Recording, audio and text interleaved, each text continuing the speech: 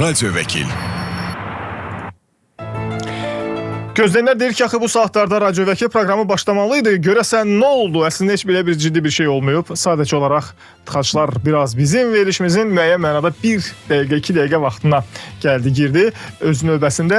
Bugün də sizinlə danışacağımız və vəkillə müzakirə edəcəyimiz mövzumuz var və qeyd edim ki, Radyo Vəkil proqramını mən Xəyal Orucoğlu'nun təqdimatında dinləmə imkanınız var. Həftə içi 5 gün yayımlanırıq və 5 gün ərzində bizim studiyamızda vəkil qonaqlarımız olur. Onlarla fərqli və müxtəlif mövzuları birlikdə müzakirə edirik.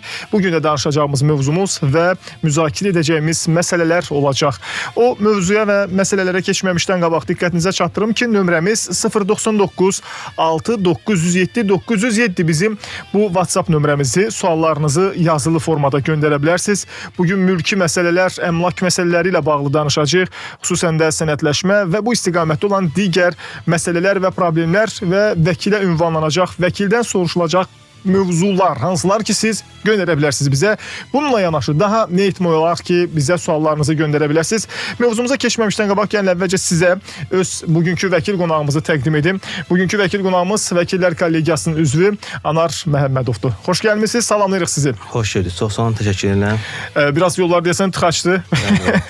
Bu da biraz müəyyən mənada vəkilimizin bugün bir balaca da olsa verilişimizə biraz gecikməsinə səbəb olub. Hər halda bu saatlarda paytaxt Bakının gününü hamımız bilirik ki, belə saatlarda biraz sıxlıq olur və bütün sıxlıqlara, bütün yolların belə, necə deyərlər, bağlı olmasına baxmayaraq müəyyən mənada biz öz verilişimizə başladıq və davam etdirəcəyik. Bugün danışacağımız məsələ nədir? Daşınmaz əmlakı necə sənədləşdirə bilərik? Konkret olaraq belə bir mövzu qoymuşuq. Bilirik ki, bir xeyli Azərbaycanda, Bakıda daşınmaz əmlakla bağlı və onun sənədləşməsi ilə bağlı insanlarımızda yaranan həm suallar, həm onlara müraciət etməli olduğu məsələlər və nüanslar var ki, istədik bugün bu mövzunu müzakirə eləyək. Bunun üçün 099 6907 907 WhatsApp nömrəsi açıqdır. Bu nömrədə sizin suallarınızı gözləyirik. Eyni zamanda sosial şəbəkələr üzərindən də bizə yaza bilərsiniz. Məlumat üçün bildirim ki, bizi hal-hazırda Yurd FM-in həm YouTube, həm də TikTok səhifəsində izləmək mümkündür. Bundan savayı Vaxt Medianın da YouTube və TikTok səhifəsində bizi canlı izləyə bilərsiniz. Hazırda yayımımız oradan da gedir və suallarınızı siz oradan da ünvanlaya bilərsiniz. Daşınmaz əmlak və onun sənədləşməsi məsələsi. Anar bəy, ümumiyyətlə hansı daşınmaz əmlakları sənədləşdirmək indiki halda mümkündür? Yəni belə deyək ki, ilk növbədə onu qeyd edeyim ki, əgər müvafiq ilkin hüquq müəyyən sənədlər varsa, daşınmaz əmlakla bağlı, ilkin hüquq müəyyən sənədlər nəyə nəzərdə tutulur? Məsələn, torpaqla bağlı. Qeyd edim ki, torpaqla bağlı olanda primitiv misal çəkim, bu torpağın, əgər məsələn bələdiyyənin mülkiyyətində torpaq sahəsində, bu 2007-ci ilin dekabr ayının 1-nə qədər bələdiyyənin qərarı varsa və buna müvafiq olaraq həmən torpaq sahəsinin dizgisi, həmən torpaq sahəsinin sxemi, hər bir şey qaydasındadırsa və eyni zamanda onunla bağlı ödənişlər, alqı-satqı müqaviləsi varsa, bu halda müraciət edib vətəndaş torpağına çıxarış əldə edə bilər. Və ya digər torpaq sahəsi var ki, icra hakimiyyətinin müvafiq sərəncamına ayrılan torpaq sahələri və bağçılıqla bağlı ayrılan torpaq sahələri. Bunlar da müəyyən kateqoriya torpaq sahələri ki, bunlarla da bağlı vətəndaşların sənədlər əllərində varsa, müraciət edib torpaqlarına çıxarış əldə edə bilərlər. Əksər hallarda bu müxtəlif təyinatlı torpaqlara və onun sənəd alması məsələsinə müraciət edəndə əksər hallarda baxırıq ki, imtina gəlir. Yəni adam müraciət edib, bələdiyyə sənədi var əlində, deyək ki, 2007-ci ilə qədər verilmiş bələdiyyə sərəncamı ilə olan torpaqlar da digər ki, ona sənəd almaq biraz müşküldür. Əsas gətirilir ki, dövlət qurumu deyək ki, deyir ki, konkret olaraq bunun hansı formada sənədləşməsi məsələsinin mexanizmi yoxdur deyir, əsas gətirir və imtina verir. Bax, belə olan halda çıxarışı necə əldə edə bilər? Növbəti mərhələ nədir? Ya, üzr istəyirəm, yəni mexanizmi, belə imtinada ümumiyyətlə o qaydada göstərmirlər, mexanizmi müəyyən edilməmişdir. Burada məsələn, bələdiyyə, dediyiniz qaydada, bələdiyyə torpaqlarıdırsa, 2007 dekabr ayının 1-nə qədər bələdiyyənin qərarı varsa, yəni orada belə deyək, imtina verirlər ki, məsələn, arxivdə müəyyən olunmamışdı həmən sənədlər və bu halda məhkəmə müraciət olunur və məhkəmə və vəkil müraciəti əsasında arxivə, Dövlət Arxiv İdarəsinə və ya bələdiyyənin arxivinə müraciət olunur ki, həmən torpağa dair arxiv sənədləri mövcuddur ya yox. Mövcud olduqda həmən sənədlər də iş materialına əlavə olunur və məhkəmə qaydasında müraciət olunur və məhkəmə də əgər görsə ki, bu torpaqla bağlı digər bir şəxsin müraciəti və ya hər hansı bir mübahisə yoxdursa, belə iddia belə perspektivli iddia olur. Perspektivli iddia olur və məhkəmə qərarı ilə çıxarış almaq mümkün olur.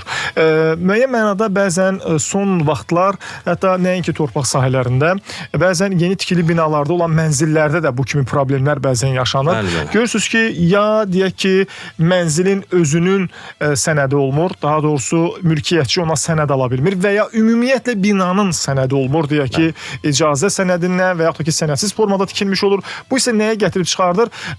Müəyyən bir formada sakinlərin hüquqlarının pozulmasına.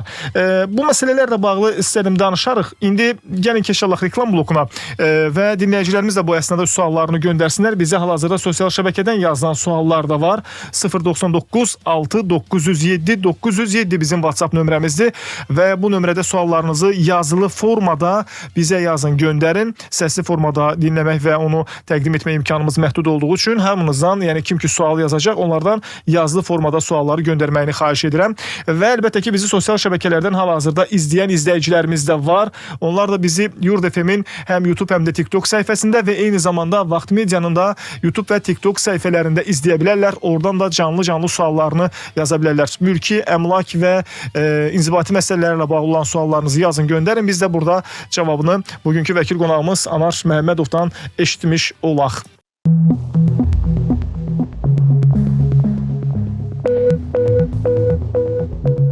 Radyo vəkil qaldığı yerdən davam edir. Reklamlar bitdi və biz hal-hazırda həm də radyo yayımda və eyni zamanda da sosial şəbəkələrdə YouTube üzərindən yayımımızı davam etdiririk. Həmçinin də TikTokda bizi izləmək mümkündür.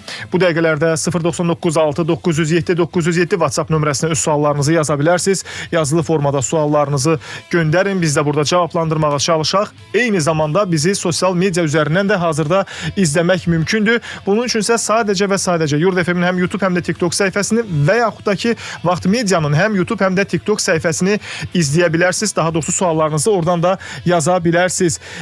Və göndərilən sualları buradan cavablandırmağa çalışacağıq. Bugün əmlak, mülki məsələlərlə bağlı olan suallara daha çox üstünlük veririk. Hansı daşınmaz əmlak və yaxud da ki, bu qəbildən olan belə desək, mülkiyyət sənədləşdirilə bilər və yaxud da ki, ailə münasibətləri, mülki işlər və inzibati məsələlərlə bağlı olan sualları göndərə bilərsiniz. Dinləyicilərimizdən gələn suallar da var.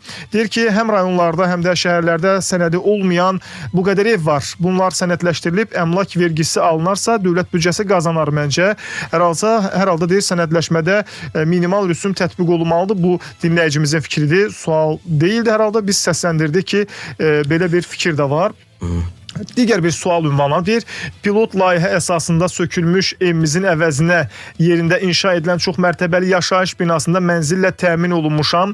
Xahiş edirəm, bildirərsiniz, daşınmaz əmlakın dövlət reyestrindən çıxarış rüsumun və texpasportun rüsumunun məbləği neçə manat təşkil edəcək? Bu necə müəyyənləşdirilir ümumiyyətlə?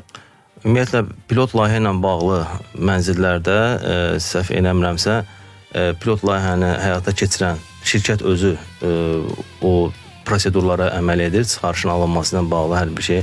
Orada da rüsum, səhv eləmirəmsə, 150-200 manat civarında rüsum nəzərdə tutulur. 150-200 manat civarında rüsum nəzərdə tutulub deyirsiniz. Bəli.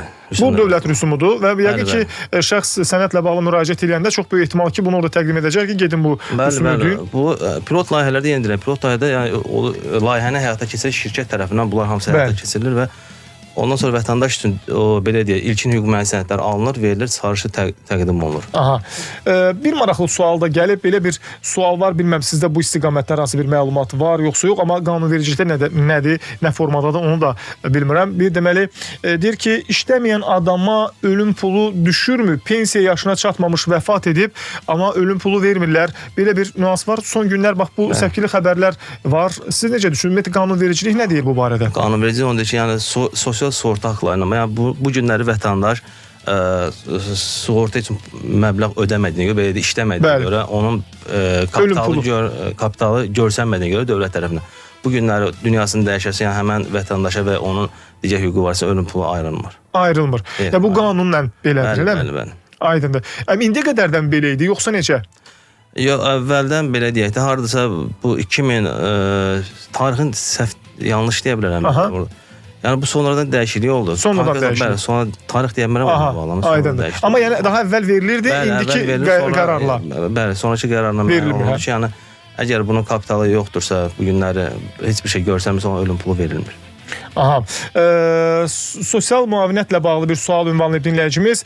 5 az yaşlıdır övladım var. Dövlətdən hər hansı bir müavinət almır deyir. Bununla bağlı sosial müavinətə ünvanlı sosial yardımı yəqin ki nəzərdə tutur. Aralda müraciət edə bilər. Bəli, elə bilə hüququdur. Müraciət eləsin onu. Sosial Müdafiə Nazirliyinə müraciət eləsin bununla bağlı. Və ya dost mərkəzə filan. Dost mərkəzə müraciət edə və Sosial Müdafiə Nazirliyinə müraciət edə bilər ki, bununla bağlı yardım edilir. Və təbii ki, həmin istiqamətdə də sizə müəyyən bir dost mərkəzi ilə dostcasına yardım göstərəcəklər ki, necə, hansı formada müraciət etmək olar. Suallarınız varsa, yeri gəlmişkən siz də yaza bilərsiniz. Və digər bir məsələ deməli var ki, pensiyalarla bağlı, hansı şəxslərin pensiyası ilə bağlı sırf o sahə üzrə ixtisaslaşmış vəkilimiz olacaq gələn həftə. Biz daha çox bugün mülki və inzibati məsələlər, daşınmaz əmlak bu istiqamətdə danışırıq deyə suallarınızı bu istiqamətdə göndərməyiniz daha məqsədə uyğun olardı ki, biz də Anar bəydən həmin sualın cavabını öyrənmiş olaq. Deməli deyir ki, yaşayış olan tikilmiş evin və ya torpağın heç bir sənədi yoxdur. Belə tikililər asan sənədləşməsi ilə bağlı ölkə başçısı tərəfindən fərman varmı və ya bu istiqamətdə hər hansı bir işlər mümkündürmü? Yəni indiki halda həmin evlərə sənəd almaq mümkündürmü soruşur. Belə deyək də, bu günlər əgər torpağa dair heç bir ilkin hüquqi müəyyən sənədi yoxdursa, torpaq zəbt olunmuşdursa, bugünkü gün onunla bağlı heç bir hüquqi tədbir həyata keçirib çıxarış alınması mümkün deyil. Lakin bununla bağlı dövlətin proqramı var. İnşallah yəni ki, sənədsiz torpaqların və mülklərin sənədləşdirilməsi ilə bağlı, çıxarış verilməsi ilə bağlı. İnşallah ondan sonra yəqin ki, onlara da bir çarə tapılacaq. Bugün onlar zəbt olmuş torpaq gedir. Aha. Yəni bununla bağlı konkret olaraq gərək qərar, müvafiq məsələ olsun ki, ondan sonra da qərar verilmiş olsun.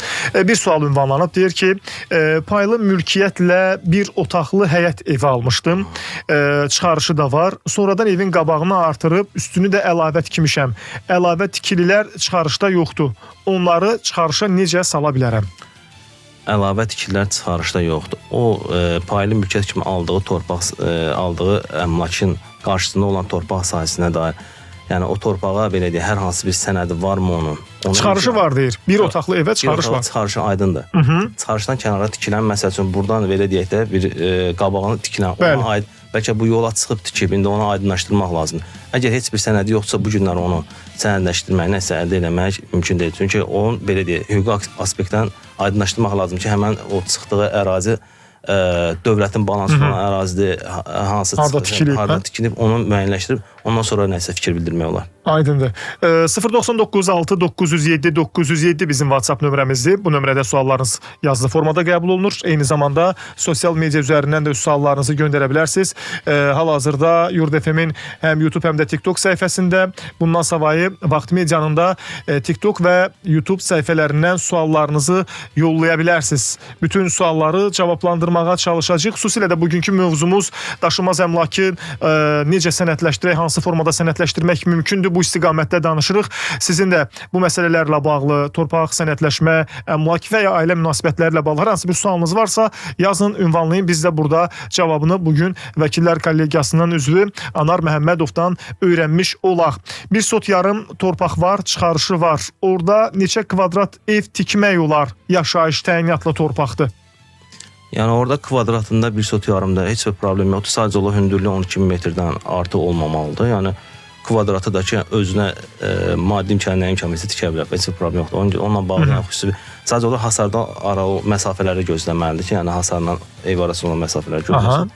O məsafə nə qədər olur təxminən? Məsafə hasarla onun arasında 2 metrə yaxın məsafə olmalıdır ki, yəni o evin yəni ki, gələcəkdə nəysə iraq olsun, bir yanğın hadisəsi baş versə filan qarşı alınsın. Avtomobili daxil ola bilsin.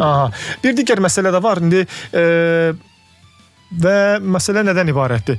Deməli, deyək ki, misal üçün bu torpaq bir sotdursa, deməli 10 metrənin 10 metriyədir hardasa, belə başa düşmək olar. Onun kənarlarından 2 metr kənardan versən ortada heç nə qalmayacaq, o da var. Yəni çox az bir hissə qalacaq. Yəni evin əsas 2 metr, yəni yan tərəflərindən verilir. Yəni və 2 metr də arxadan. 2 metr yan hasarlarda Bu yan 2 metr versə, yəni yan, kənar və arxa tərəfindən. Arxa tərəfindən verir. Yəni tam hər tərəfindən ehtiyac yoxdur. Ehtiyac yoxdur. Aydındır. Sadəcə olaraq belə deyək də evin o gizli yerinə giriş rahat olsun. O mənada ki, o nəzər alınaraq onu verir.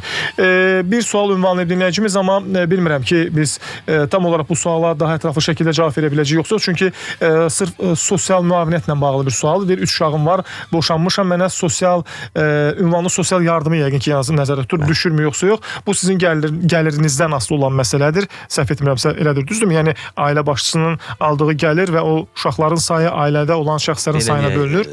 Bu günləri, yəni 3 uşağı var, belə sual verir, 3 uşağı var, sosial müavinət almaq istəyir. Bəli. Yəni faktiki özü işsiz kimi qeydiyyatdan keçib yoxsa keçməyib, onu müəyyənləşdirmək lazımdır.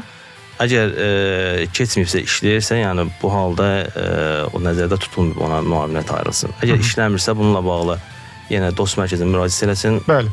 Müvafiq kömək olunacaq. Deyir ki, evimi övladıma bağışlamaq istəyirəm. O xaricdə yaşayır. Həyat yoldaşına etibarnamə verib, etibarnamə ilə övladımın iştirakı olmadan bu əməliyyatı aparmaq mümkündürmü? Söhbət bağışlanma əməliyyatından gedir. Ümumiyyətlə deyir, bağışlanma prosesində iştirakçıların etibarnamələri yetərlidirmi?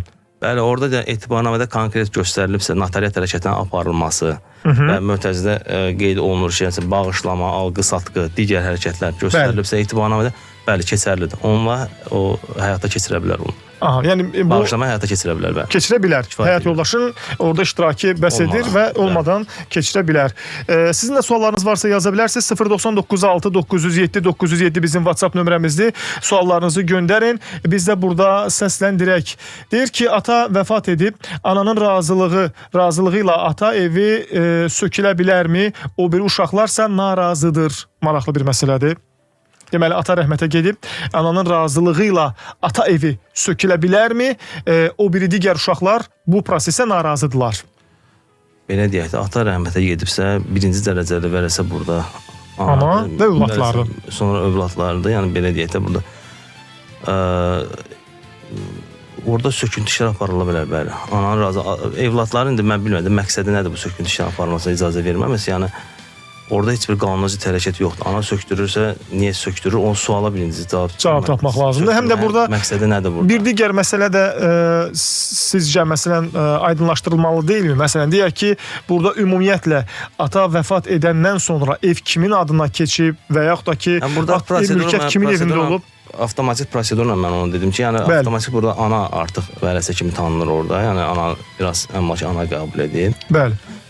Mən o nöqteyə nəzərdən ki, bu gün onun söküntüsü ilə bağlı heç bir problem olmalıdır. Sadəcə ananın burada məqsədini başa düşmürəm ki, yəni söküb nə edəcək və evladlar niyə icazə verir? Niyə narazıdırlar? Niyə narazıdırlar? Biraz ətraflı yazsaydı, bax o sualın cavabını daha rahat cavablandırmaq olardı. Deyir ki, addan ada keçirilməsi ilə bağlı torpaqların sualı var. Torpağın sənədləri babamın adına idi. Bir il öncə vəfat edib. Sənədləşdirmə prosesi necə olacaq belə olan halda? Torpaq babasının adına olub, baba isə bir il əvvəl vəfat edib. İndiki halda deyir ki, öz oğlunun adına deyir keçirmək üçün indiki halda mümkündürmü bu? Bəli, bəli. Müraciət eləsin Daşınmaz Əməkdaşlıq Dövlət Reyestri Xidmətinə həmən torpaqla bağlı arayış alınması ilə bağlı ölmüş adamın adına arayış alınır. Və o arayış əsasında məhkəməyə müraciət olunur, inzibati məhkəməyə və məhkəmə qərarı əsasında həmən torpağa dair çıxarış almaq mümkündür. 099 907 907 bizim WhatsApp nömrəmizdir. Radio Vəkil proqramı həftəçi 5 gün yayımlanır və Vəkillər Kollegiyasının üzvü olan vəkil qonaqlarımız sizin və bizim suallarımızı cavablandırırlar. Bugünkü vəkil qonağımız Anar Məhəmmədovdur. O həm sizin, həm də bizim suallarımızı cavablandırır. Bizə sosial media üzərindən də yazan izləyicilərimiz var. Əmlak və mülk məsələsi və onların sənədləşməsi məsələsinə bugün daha çox bu sualları cavablandırmağa çalışırıq. Saray qəsəbəsində əkin təyinatlı sənədli 2 sot yarım torpağım var. Həmin torpağın bir sotunda arxitektor sənədli ev tikilib. Həmin tikiliyə sənəd ala bilərəmi? Müraciət etmişəm, rədd cavabı almışam. Torpaq əkin təyinatlıdır. Yəni əkin üçün nəzərdə tutulub. Buyurun. Bugünkü belə deyək, Prezidentin də 24 avqust 2024-cü il fərmanı var ki, yəni torpağın təyinatının dəyişdirilməsi ilə bağlı. Yəni bugün əgər torpağın təyinatı dəyişdirilməyibsə, onunla bağlı həmən torpaq sahəsinə dair çıxarış ala bilməkdir. İlk öncə müraciət eləməlidir, torpağın təyinatını dəyişdirməlidir. Ondan sonra çıxarışla bağlı müraciət eləməlidir. Aha, torpağın təyinatı rəsmi şəkildə dəyişmək mümkündürmü? Bəli, Nazirlər Kabinetinin Qərarı var. Üzr istəyirəm, 24 avqust 2024 sayılı Nazirlər Kabinetinin qərarı və prezident fərmanı Bəli. O qərara əsasən, o qərarda göstərir 5 mərhələli prosedurdur. O prosedurları qaydana əməl olunur və ardından çıxarışla bağlı müraciət edə bilər. Kateqoriya dəyişməmiş edə bilməyəcək. Aydındır. Ancaq kateqoriyanı dəyişir, ondan sonra müraciət edir. Alırsa cavabdan asılı olmayaraq, əgər imtina alırsa, deyək ki, bu imtihanını da götürüb, gedir bu dəfə məhkəməyə müraciət edir, mübahisələndirir. Kateqoriyanı dəyişibsə, imtina alırsa, məhkəmə versin, yəni o iddia təmin olunması iddiadır. Aydındır. Hər halda maraqlı bir cavabdır. Sosial müavinətlə bağlı və digər məsələlərlə, pensiya məsələlərlə bağlı növbəti həftədə bizim sırf bu sahə üzrə ixtisaslaşmış vəkilimiz olacaq ki, sizin suallarınızı cavablandırsınız. Dinləyicimiz soruşur ki, birinci qrup hərbi xidmətdir. 50-nə baxan şəxs öz pensiyaya çıxa bilərmi? Daha tez pensiyaya çıxa bilərmi? Deyir, birinci qrup hərbi xidmət 50-nə baxan şəxs tez pensiyaya çıxa bilərmi? Hansı ki, 5 il daha tez pensiyaya çıxmaqla bağlı belə bir imtiyaz var. Birinci qrup 50-nə baxan. Birinci qrup 50-lə baxan şəxs. Bəli, çıxa bilər. Orada müvafiq müəyyən bir meyarlar var, onu dəqiq deyəmərəm, onu aydınlaşmaq. Bəli. Amma müraciət edib, çıxıb 50-yə baxmaqla bağlı pensiya ala bilər. Burada ata və ya ana olması və yaxud da şəxs olması da önəmli məsələdir. Bu meyarlara diqqətlə yoxlamaq lazımdır. Ata-ana indi, əgər belə deyək, bunu ata-ana olmasa belə, qəyyum kimi təyin olunubsa şəxsə, müraciət edib, vaxtına pensiya çıxıb, ona baxa bilər, şəxsə baxa bilər. Aydındır.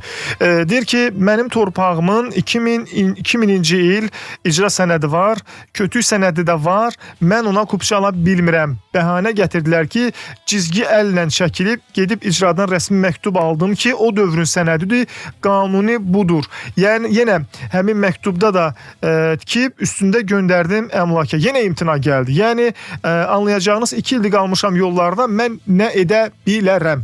Həmən imtihanı da götürsün, məhkəmə qaydasında mübahisələndirsin, sənədləri də əlavə eləsin, iddia ərizəsi yazsın və məhkəmə qaydasında mübahisələndirsin. Yəni, əgər dediyi kimisə, perspektivli iddiadır. Aha, yəni təmin oluna bilər deyirsiniz. Bəli.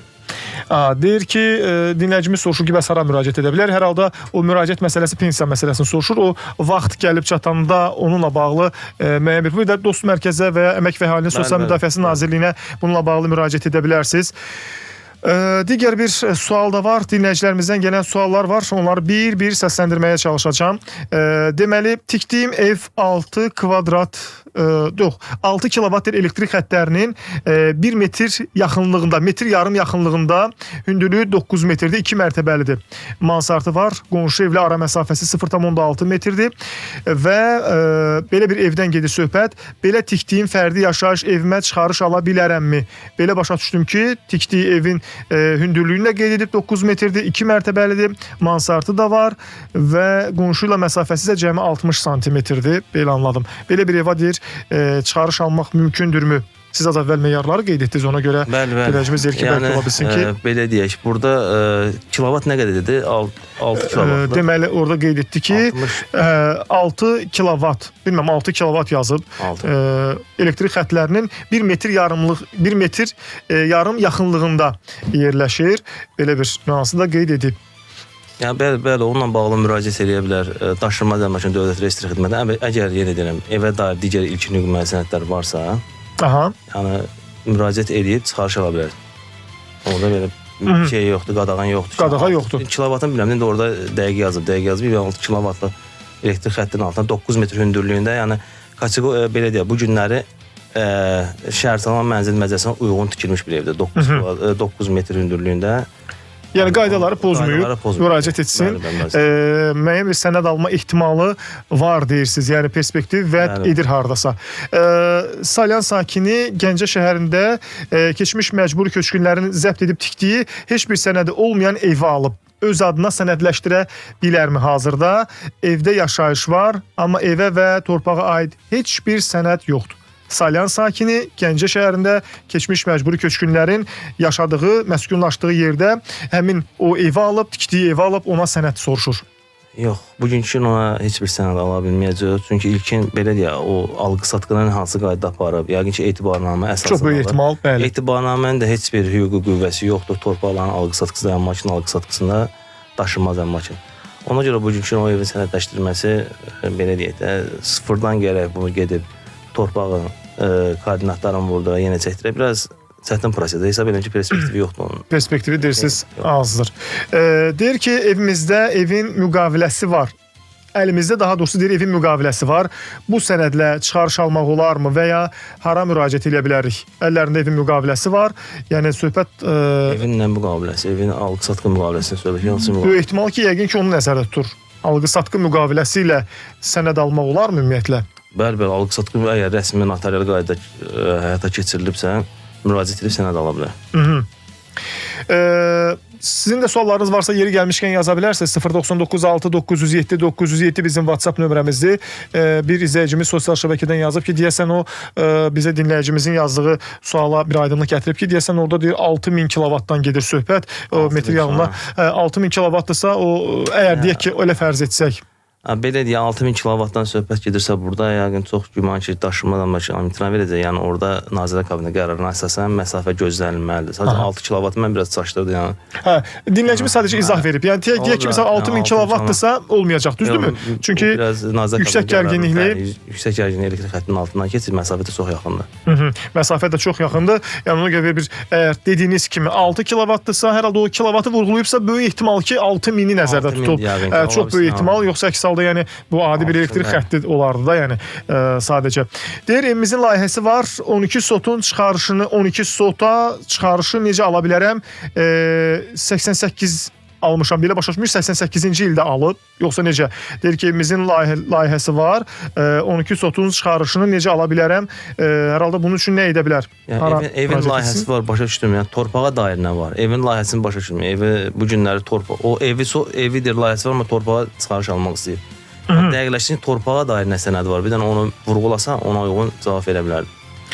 Bəli, siz sualınızı dəqiqləşdirin ki, biz də ona müəyyən mənada dəqiq cavab verə bilək. Və digər bir sual da var. Vəfat edən şəxsin bütün övladlarının razılığı lazımdırmı? Övladlarından biri xaricdədir. Belə başa düşdüm ki, söhbət hansısa bir evin addan ada keçirilməsindən gedir söhbət. Bəli, mütləq lazımdır. Çünki pay hüququ var hər bir evladın orada. Yəni. Bəli. Qanunvericinin tələbində ki, maya bağlandığı andan hər bir uşağın onu belə deyək, pay hüququ yaranmış olur. Pay hüququ yaranmış olur deyirsiniz. Ona görə hər bir evladın razılığı lazımdır. O xaricdə olan övlad hansı formada beləcə o razılığını? Oradan səfirlik və konsulluq vasitəsilə razılıq ərizəsi və ya etibarnamə göndərə bilər ki, məsələn onun adından notarius iştirak edib razılıq verə bilər. Ki, yəni mən də filan məsələdə razıyam ki, ev deyək ki, kimi saatına keçsin. Deyir ki, Xətai rayonunda çıxarışsız ev almışam və bu evdir qeydiyyatdadır, yəni JEK-də qeydiyyatdadır, belə başa düşdüm ki, JEK dediyimiz o mənzil kommunal təsərrüfat o idarədə və bu evə deyir qeydiyyatda düşmək istəyirəm. Mümkündürmü? Söhbət həyət evindən gedir, fərdi yaşayış evindən. Yox, belə deyək də, mənzilə qeydiyyata düşməyən, evə qeydiyyata düşməyən konkret meyarlar var. Onlardan da birincisi həmən evə mülkiyyət sənədinin çıxarışının olmasıdır. Əgər çıxarış yoxdursa, bu günlər həmən evə qanunvericinin tələbinə uyğun qeydiyyata düşə bilməyəcək. Qeydiyyata düşə bilməyəcək. Çıxarışsızdır deyə, hə? Çıxarışsızdır. Çıxarışsız deyə. Ancaq çıxarışlı evə qeydiyyata düşmək mümkündür deyə düşünürsünüz. Qanunvericinin tələbi olub düşünün. Yəni ki, belə fikir bildirirsiniz. Deməli 2006-cı ildən deyir ev var, qaz, işıq, su pulu verir, amma evin sənədi yoxdur. Divar qonşusu bibisidir, o alıb, lakin sərəncamı var, onun sərəncamı var, yəni divar qonşunun, amma qardaşımın deyir yoxdur. Yəni torpaq sərəncamla alıb bölmüşük. Biz də deyir çıxarış ala bilərikmi? Söhbət 2006-cı ildən olan tikilən evdən gedir. Belə deyək, həmən torpaq sahəsinə dair bibisinin adına çıxarış var, səhv eləmirəmsə. Yəni ümumi torpağın hamısına dair bibisinin adına sərəncamı üzr istəyirəm. Deyir divar qonşusu da bibisidir. Aydındır. Yəni bir torpaqdan söhbət gedir, yəni divar qonşusu olsa da, yəni yoxsa evdən söhbət gedir orada. Deyir ki 2006-cı ildən evi var, qaz, işıq, su pulu verir, evdən gedir söhbət, torpaq qeyd olunmuyor. Yəni belə deyək, o belə baxıram ki, yəni bunun evinin əgər sənədi yoxdursa, bugünkü o müraciət edib sənədləşdirə. İndi divar qonşusu bibisi olsa belə, bibisinin sərəncamı varsa, indi o özəlləşdirir. Əgər ümumi bunların hər ikisini Hasandan özəlləşdirə bilərdi. Misal üçün torpaq ümumi olsaydı, həmin hissədən alan şəxs deyək ki, o bibi olan hissə sənəd alıbsa digər tərəfə də vermə imkanı olardı mı? Xeyr, burada belə olar. Mən elə fikirləşdim ki, yəni ümumi alınan torpaq mı, ev mi, bibinin adına sərəncam var, bibi sonradan bölüb verimini. Onda o halda olar ki, bibi müraciət eləyib, öz adına çıxarış alıb, o çıxarışı aldıqdan sonra həmən mənzili bölə bilərlər. Yəni, o paylı mülkiyyət kimi bölə bilərlər. İndi bu deyir, bibinin sərəncamı var, bunun yoxsa, yəni heç bir sənədi yoxmuş kimi, yəni hesab edirəm ki, uğurlu bir nəticə olmayacaqdır sizə. Deməli, sizin də suallarınız varsa yeri gəlmişkən ünvanlaya bilərsiniz. Biz sualları yazılı formada qəbul edir. Əgər mümkündürsə yazılı formada öz suallarınızı göndərin. Çünki bizim hal-hazırda həmin sualları ayrıca səsli formada dinləmək kimi bir imkanımız yoxdur. 0,4 kilovat transformator düşən 3 sot torpaq sahəm var. Belə bir 0,4 kilovat transformator olan bir torpaq sahəsindən gedir. 3 sot torpaq sahəm var. Çıxarış almaq üçün əmlaka müraciət etdim. Əmlakdan imtina gəldi. Bütün sənədləri mövcuddur. Bələdiyyə və rayon icra hakimiyyətinin arxitektura şöbəsinin müdürünün möhürü imzası ilə təsdiqlənmiş elektron xəritə verilib. Keçən ilki belə bir torpaq sahəsi mövcuddur. Həmçində bələdiyyə arayışı verilib. Həmin torpaq sahəsi ilə əlaqədar heç bir iddiamız yoxdur və mübahisə də mövcud deyil. 2012-ci ilin arxiv arayışı da mövcuddur torpaq sahəsi ilə bağlı. Transformatoru bəhanə edirlər sənəd verilməsi ilə bağlı. Hətta yenidən əmlaka müraciət etdim ki, 3 sotdan az da olsa həmin transformatorun mühafizə zonasını nəzərə almaq şərti ilə çıxarış verin. Yenə də imtina gəldi. Deyir ki, məhkəməyə versəm perspektivi varmı? Bələdiyyənin qərarı neçənci il tarixi qərarı? 2012-ci ildə arayış verib bələdiyyə ona. Deyir ki, 2012-ci ilin arxiv arayışı da mövcuddur torpaq sahəsi ilə bağlı. Belə deyək də, 2007-ci ilin dekabr 1-dən sonra bələdiyyələrin ümumiyyətlə torpaq satmaq səlahiyyətləri yoxdur. Aha. O hərrac yolla sata bilərlər, hərrac vasitəsini satıla bilər. Yəni, bələdiyyənin 2007-ci ilin dekabr 1-nə qədər olduğu təqdirdə qərar o halda müraciət ala bilər. Eyni zamanda o torpağı aldıqda həmən transformator oradaydı mı? Onu da aydınlaşdırmaq lazımdır. Hər halda orada olub, yəni sonradan olub böyük belə deyək də, bəli. Belə kobud çıxsa da bugün dövlət orqanı əgər bələdiyyə onu həqiqətən həyata keçiribsə, yəni qanunsuz bir hərəkət edib. Bəli, onun birincisi səlahiyyəti yoxdur 2012-ci ildə torpağı satsın kiməsə. Eyni zamanda bələdiyyə torpağı görür ki, bunun üzərində transformator var və belə bir torpaq sahəsinin vətəndaşa satması məncə qanuna müvafiq deyil deyirsiniz. Sizin də suallarınız varsa yeri gəlmişkən bizə yaza bilərsiniz. Dinləyicilərimizdən gələn suallar var. Deməli, Bağlar Təsərrüfatı idarələri tərəfindən verilmiş sənədin arxiv əsasları yoxdursa, məhkəmələr bu tipli mübahisələrdə hansı qərarlar qəbul edir? Buyurun. Baxır o işin araşdırmasına. Əgər məhkəmə araşdırsa, arxivi olmasa belə, məhkəmə araşdırsa ki, bu torpaq sahəsində həqiqətən digər bir mübahisə yoxdur və digər şəxs tərəfindən ona qabaq müraciət olunub, çıxarış alınmayıbsa, məhkəmədə onu araşdırır və ora belə deyək, mütəxəssis gedir həmən torpaq sahəsinə, koordinatları vurulur torpağın, ona uyğun da müvafiq hərəkətlər həyata keçirilir və orada uğurlu nəticə əldə eləmək olur. Yəni, arxivi olmasa belə uğurlu nəticə əldə eləmək olur həmən torpaq sahəsində. Bağlar İdarəsinin əsas odur ki, şəhadətnaməsi var bunun əlində, ki, torpaq sahəsinə ayrılıb. Təşəkkür edir cavabınız üçün. İndi reklama keçid alacağıq. Bizi hal-hazırda izləyən sizin həmkarlarınızdan da var. Biz Vəfadar bəyə salamlayırıq. Çox sağ olsun. Bizim verilişimizdə həmin də o da qonaq olmuşdu. Və indi reklama keçid alaq, qaydacaq, gələcək və ünvanlanan sualları cavablandırmağa çalışacağıq. Sizin də suallarınız varsa yaza bilərsiniz. Bir xeyli yeri gəlmişkən suallar var. Mən bütün bu sualların hamısını cavablandırmağınız üçün sizdən qısa və lakonik cavablar istəyəcəm ki, reklamdan qaydandan sonra həmin sualları cavablandıraq.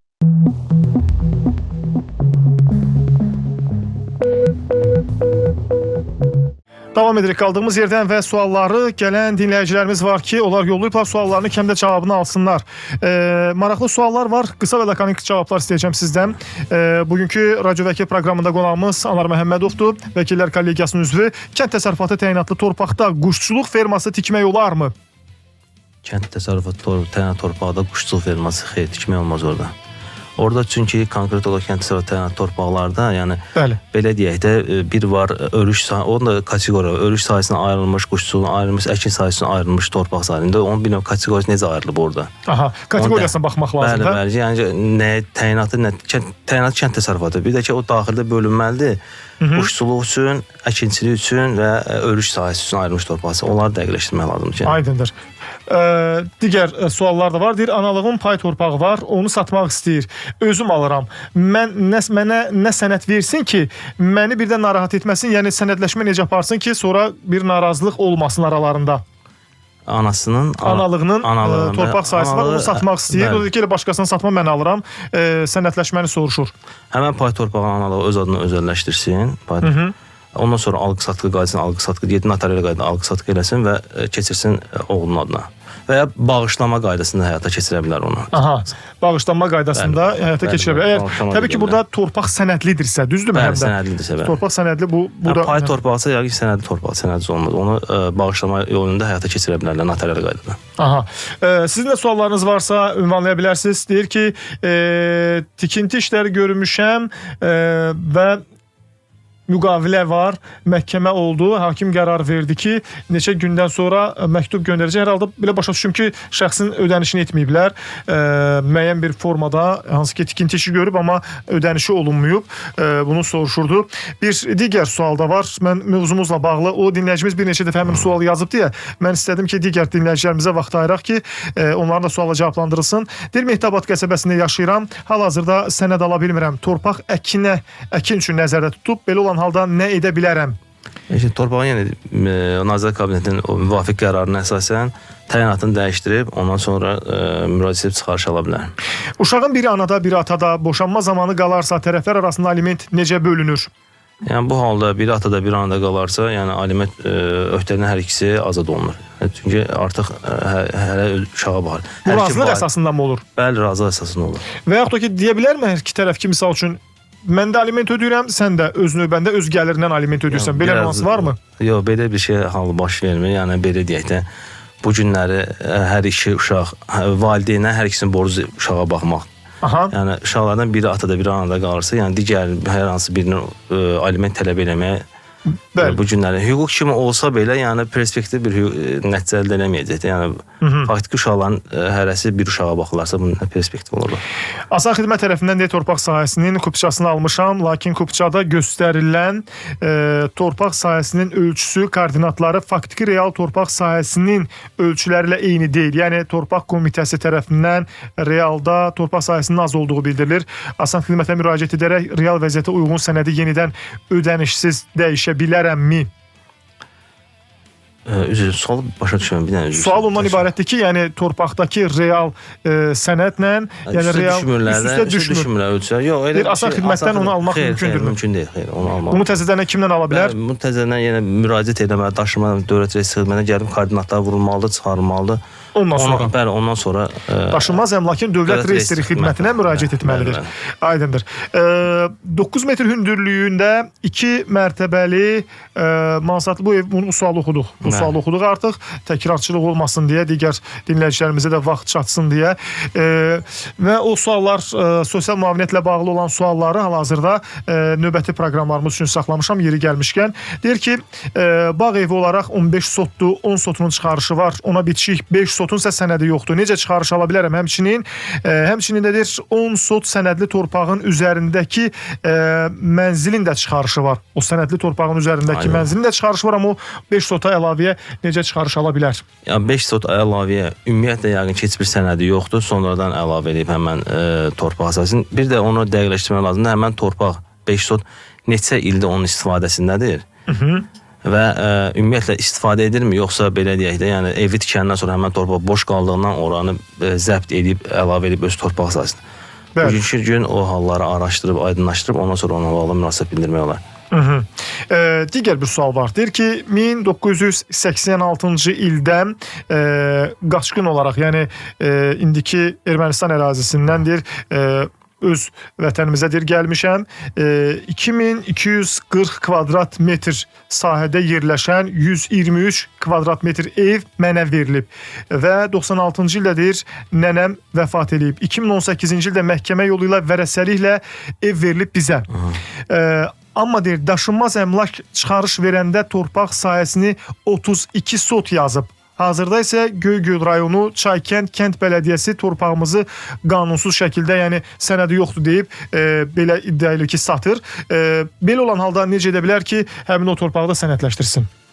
Həmən o torpağın sənədləşdirilməsi üçün belə deyək, ilkin olaraq prosedurlar yəni əvvəldən aparılmalıdır. Bu vərəsəlik şəhadətnaməsində buna veriləndə torpağı da aydınlaşdırmaq, araşdırmaq lazım. Görək ona neçə sot torpaq yazılıb həmən torpaqda və çıxarışı niyə 32 sota verib həmən vaxt mübahisələndirməyiblər bu məsələni. Yəni bu qədər vaxt keçəndən sonra indi mübahisələndirirlər. Artıq 2018-2007 ildən sonra bələdiyyə gəlib torpağı zəbt edəndə mübahisəndə torpaq bizimdir. Yəni həmən vaxt bunu aydınlaşdırmalıdırlar ki, yəni niyə çıxarışı bizə 32 sota veriblər. Bəli. Və üzr istəyirəm burada bugünkü gün onu belə deyək,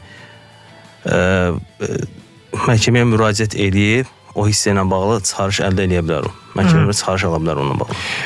1963-cü ildə SSR bizə həyət verib. Yəni o vaxt ki SSR-də deyir bizə həyət verilib. O dövrə görə bütün sənədlər var. Ona indiki formada necə sənəd ala bilərik? Yəni sənədi yeniləməyə ehtiyac varmı? Çıxarışdan gedir söhbət yəqin ki. Bəli, müraciət edib onu rüsumunu ödəyib Daşınma Dövlət Reyestr Xidmətindən çıxarış ala bilər. Kupçada çıxarış eləməsi də əvvəlki sənədi var. Bütün sənədlər qaydasında mülkiyyət hüququ tanınıb. Daşınma Dövlət Reyestr Xidmətinə müraciət edib dəyişə bilər sənədi. Pensiya, müavinət və bu səpkili sualları biz növbəti proqramlarımızda səsləndirəcəyik ki, sırf bu sahə üzrə ixtisaslaşmış vəkillərimiz onu cavablandırsınlar. İndi biz sırf əmlak, sənədləşmə və daşınmaz əmlakın sənəd hansı formada almaq olar bu istiqamətdə danışırıq. Bir də ailə münasibətlərlə bağlı olan suallarda cavablandırma imkanımız var. Deyir ki, indeksasiya olunub aprel ayından aliment, amma alimenti artımı deyir indeksasiya olunub və aprel ayında deyir amma tam ala bilmirəm. 400 manat borc yığılıb, vermir. Digər tərəf icra məmuru həll etmir. Bir də məhkəmə oldu ki, hesabıyla bilmirəm məhkəmədə necə oldu, hesabladılar və indiki halda deyir icra məmuru deyir ki, qalığı aktın tarixindən hesablanacaq. Amma bir xəbər yoxdur. Ümumilikdə belə başa düşüm ki, şəxs yerdə qalan o qalığı və o indeksasiya ilə bağlı olan məsələni soruşur. Necə ümumiyyətlə tənzimlənir? Aliment deyək ki, hər il yenilənirsə, qərardan yenidən artımla bağlı tərəf müraciət mi etməlidir? Yaranan borc necə hesablanır? Yox, belə deyək, artıq belə deyək, bu yeni ildən aliment 260 manat olacaq. Bunu da ki, hər il yenidən müraciət etməyə ehtiyac olmayacaq. Məhkəməyə ərizə veriləcək icra məmuruna, icra məmuru onunla bağlı müvafiq qərar verəcək və alimenti belə deyək, bugünkü orta əmək haqqına uyğun artırılacaq. Yəni misal üçün deyək ki, adam 2 il bundan əvvəl 150 manat aliment ödəyirdisə, deyək ki, bu il məsələn 270 manata qalxacaqsa, 260 manata qalxacaqsa, onda avtomatik olaraq ərizə ilə tərəf müraciət etsə, avtomatik olaraq 150 manat olacaq 260 manat və onu da ödəmək bir növ məcburiyyəti yaranmış olacaq. Bəli, icra məmuru onu belə deyək də tərəfi çağıracaq, yəni buyurun, qalxıb, ödəniş qalxıb, buna da uyğun ödənişiniz edin. Təşəkkür edirik sizə. Çox sağ olun. Sabah eyni vaxtda yenidən burada olacağıq. Bugün bizim vəkil qonağımız Anar Məhəmmədov idi. Təşəkkür edirik ki, suallarımızı cavablandırdınız. Əmlakla bağlı bir xeyli suallar gəldi, amma təəssüf ki, onların hamısını cavablandırmaq imkanımız olmadı. Sabah eyni vaxtda burada olacağıq. Qulağınız mütləq bizdə olsun ki, həmin sualların davamını yazın, göndərin, biz də cavablandıraq. Çox sağ olun. Oldu, sağ olun. Sağ olun, minnətdarıq. Beləcə, Radio Vəkildə sizinlə mən Xəyal Orucoğlu idi. Sabah eyni vaxtda yenidən işləmək ümidi ilə hələlik.